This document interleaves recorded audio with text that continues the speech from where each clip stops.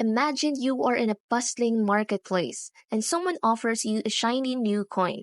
It looks enticing, but you don't know if it's real or a fake. That's kind of like what happens with ERC20 tokens, which are like digital coins on the Ethereum blockchain. Some ERC20 tokens are legitimate, but some are malicious, designed to steal your money or compromise your smart contract. Here's how they work. Some malicious tokens have secret super user rules built in.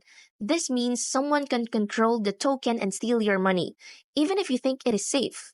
The code behind the token might have vulnerabilities, like a backdoor that allows hackers to take control. The token might promise amazing features, but they're actually fake. You might think you're buying a valuable asset, but it's actually worthless. So, how do you protect yourself? Before investing in any ERC20 token, check its code and look for reviews from reputable sources. Store your tokens in a wallet with strong security features. Do not be fooled by promises of quick riches or unrealistic returns. Only invest in tokens you understand and trust. Remember, the blockchain is a wild west, and there are bad actors out there.